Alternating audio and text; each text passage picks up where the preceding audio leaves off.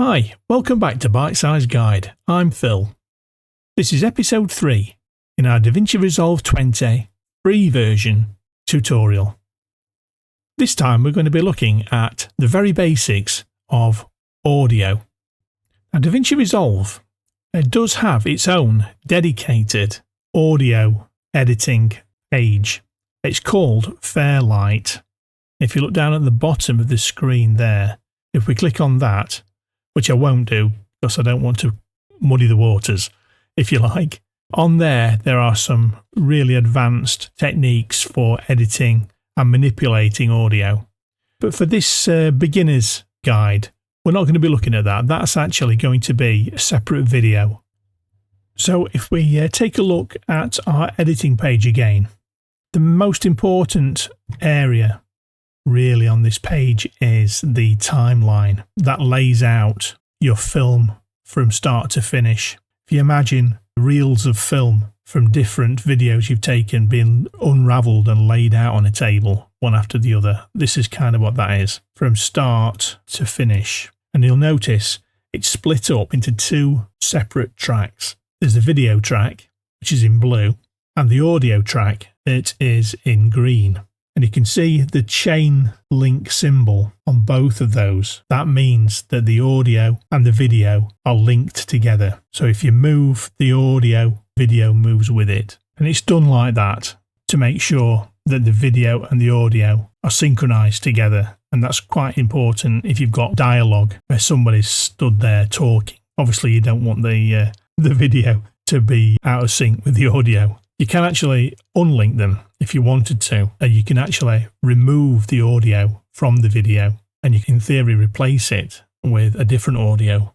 So what we can do, I'll just show you how we can manipulate the look of our timeline. This has just got the basic one video and one audio, but you'll find as you get more into this sort of thing, you'll add additional video tracks and additional audio tracks. So potentially you could have 10 different tracks all running at the same time, all doing different things. You might have one audio track that's running music, like incidental music in the background. You could have one that's got like a voiceover. You could have one track for audio that's like a dedicated background noise. So to start work on our timeline, what we'll do, we'll just move things around just a little bit, just to give ourselves some elbow room. So what you can do is, what we're going to try and do is make some space on our timeline. So if you go to that line there, that gives you the option. If you left click, hold it with the left mouse button, you can push that up. So it makes our video a lot smaller, but gives us more room on our timeline. Now what we can do in the on the bar between the video and audio, if you hold on to that, we can slide it down. So our video and audio are right in the middle. Now you can also, if you go to the bottom of the audio, you can shove that up and pull it down. You can make it bigger if you want or smaller. Same with the video. You can slide it up and bring it down, just to give yourself some more room if you require it. So when we're at this stage, what we can do, if you come to this area on the left-hand side, if you right-click, you've got the option to add a track.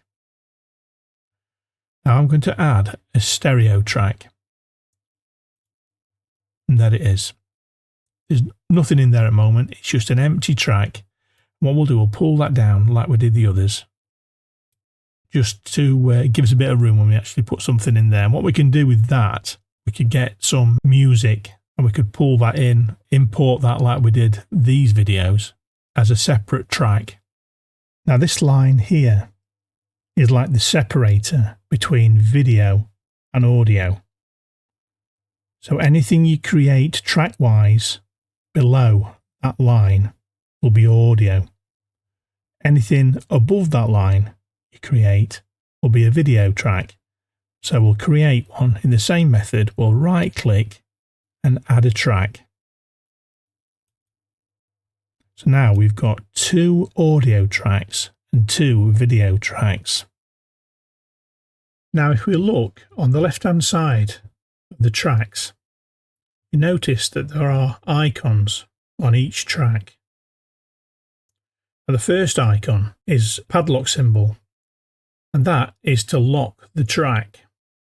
Now, if I click on that, it locks the padlock icon, and that means that that track is locked for editing. You can't alter it.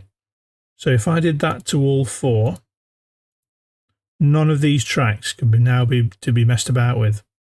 So if I decided I wanted to work on audio track 2, I could unlock that one, do what I'm doing without the fear of catching the other tracks by mistake, and later down the line you find out that some stuff's not where it was anymore, or some stuff's missing. Now that's a really handy tool. It's not completely infallible. Now remember what we said about the chain link symbol, meaning that the video and the audio track are linked together.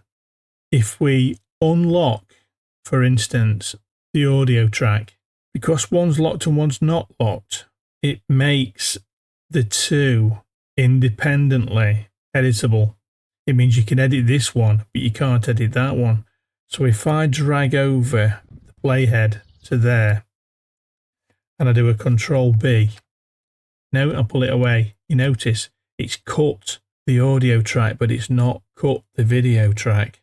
So if I did that again, Control B, and did a cut, and I highlighted that area, I can now actually delete it.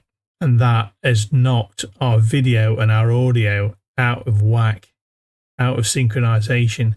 And you can see there, what it's saying is the video track is now 4.05 seconds ahead of the audio track. It's out of whack. So if you had video of people talking close up, you would now get the synchronization of the audio they're talking would not match the video. It would be awful. Thankfully, we can do an edit undo.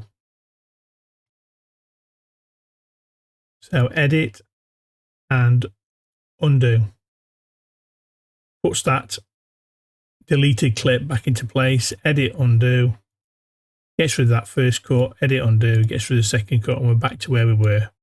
And I'll lock it. Now the next icon is the auto track selector, and for this video we're not going to look at that because it is quite a powerful tool, and you could spend nearly a whole video talking about that. So for our purposes on this particular episode, we're going to just ignore that one for the time being. You can manage without it at this level. Now the S symbol is for solo. And if, for instance, we had an extra track there, we had something in there like music or some background talking, what we can do when we're listening to it, listening to what it sounds like, we can press S. And when we press the playback,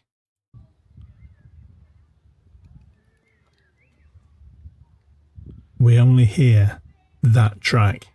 If you've got 4 audio tracks and you just want to know what that one sounds like without having to listen to all the others as well, you can click S and it will just play that track.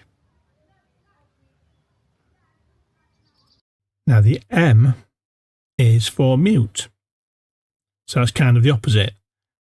If you want to listen to the whole of your video, all the tracks at the same time, like it would be when it's finished, but you don't want to listen to the music you want to listen to what the sound effects in the background are like, for instance, you can mute a specific track. If I muted that, if I play now, you can't hear it. So you can hear it now. I'll move it across.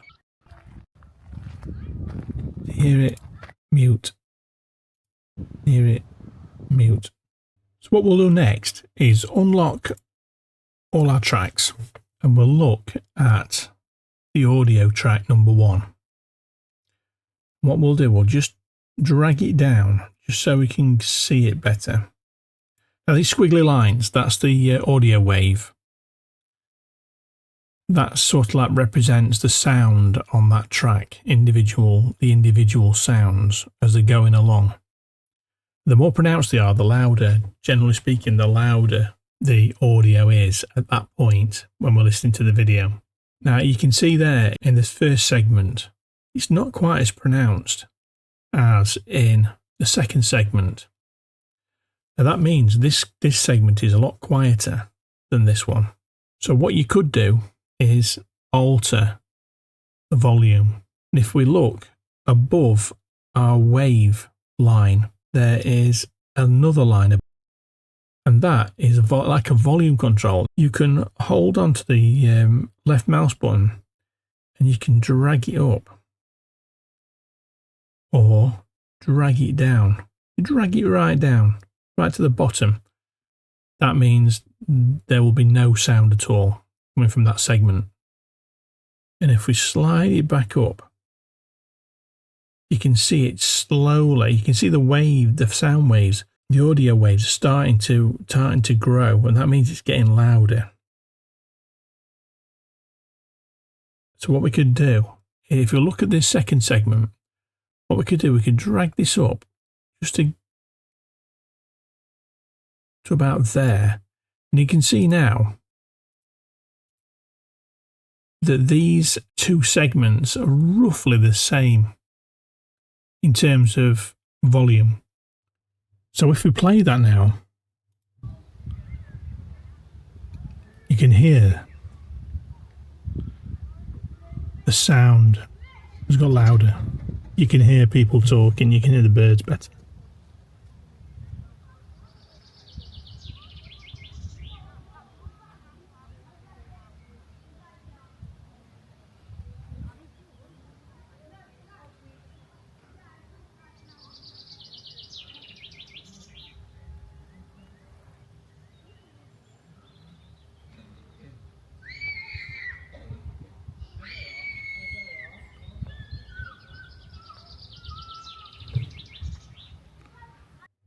Now, you may have noticed when we played that back, there were a couple of screams from children playing.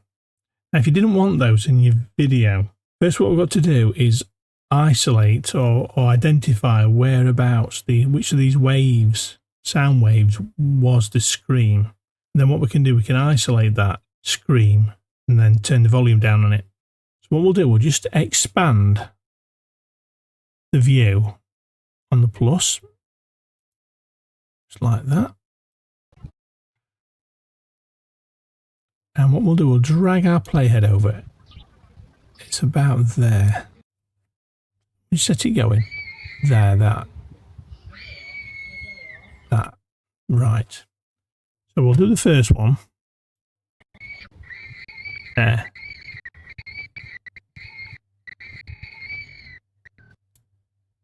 So we find the beginning of it and do a Control B.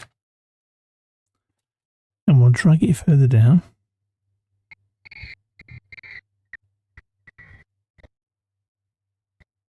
To there. And do another Control B.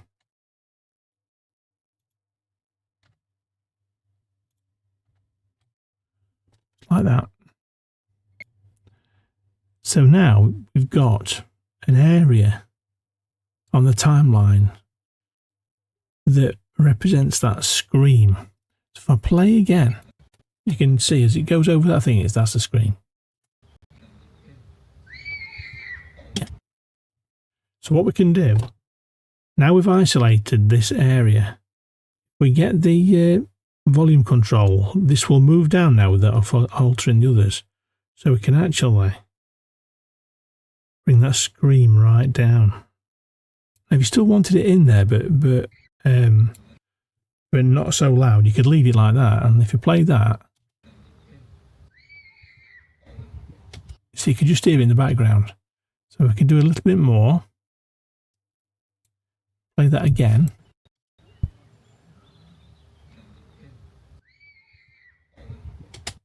it's a lot less pronounced now. And if we go to the next one, we'll do the same again. There.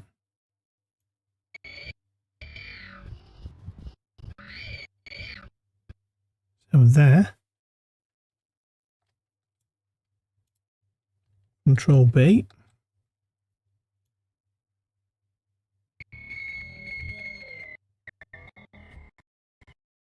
To there. So we've got another isolated area that represents the other screen. So let's press play again.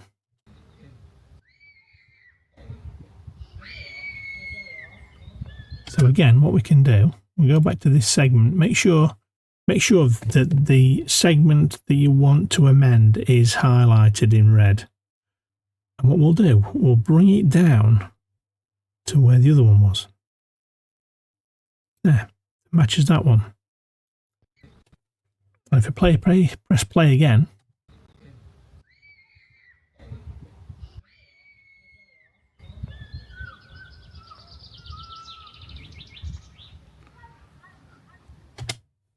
there we go. It's actually got rid of the screen.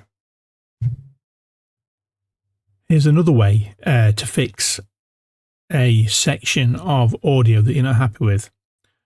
Let's go to further down the timeline to this next section. I'll press spacebar to play and we'll listen to the sound. The problem with this section is you've got heavy footprints on gravel and there's a lot of wind noise.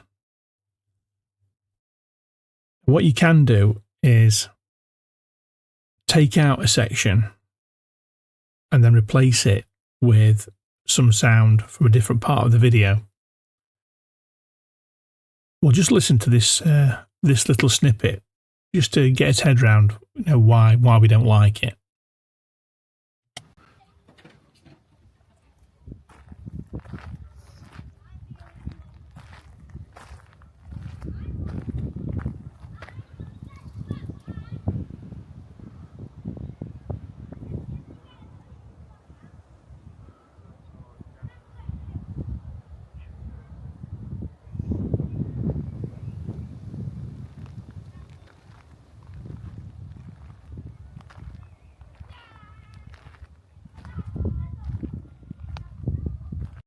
We'll stop it there.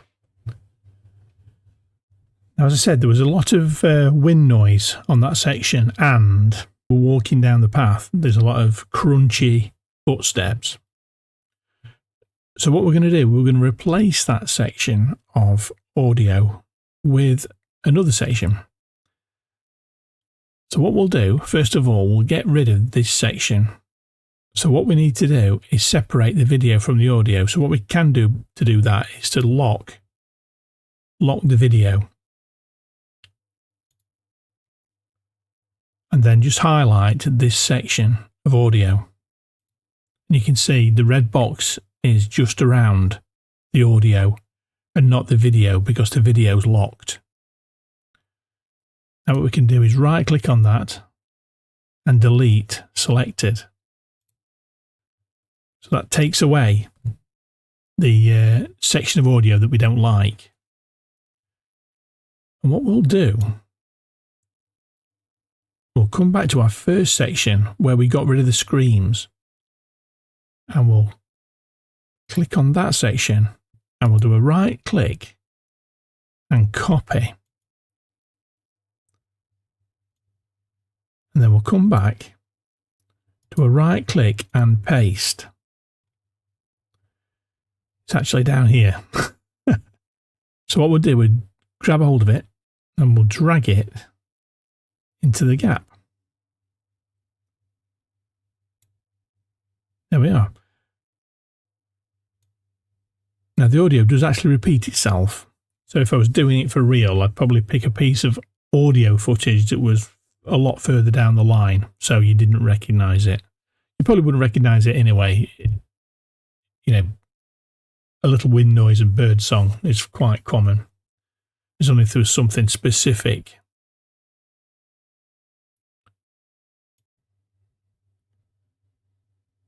So we'll now go back to that replaced section of audio and we'll have a listen.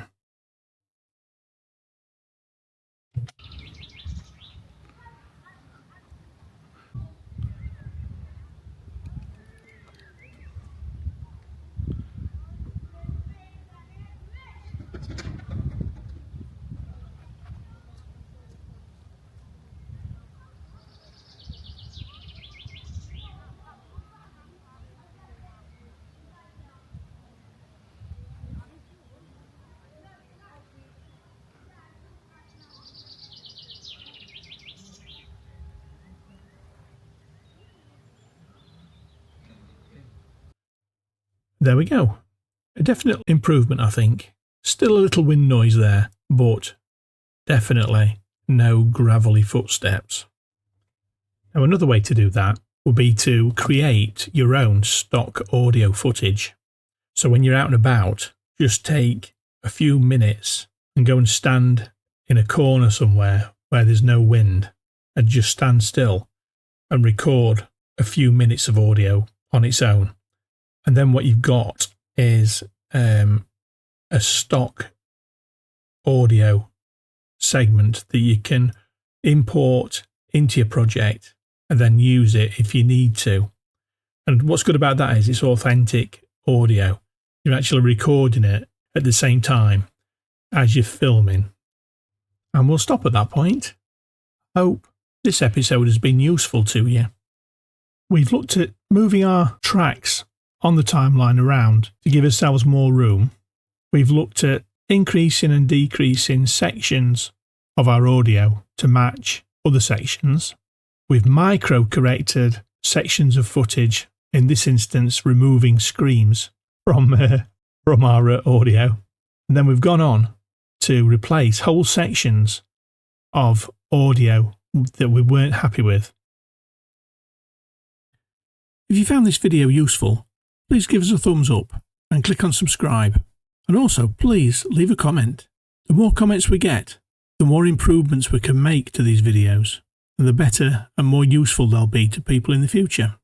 I'm Phil, and this is Bite Size Guide. Thanks very much for watching, and we'll see you next time.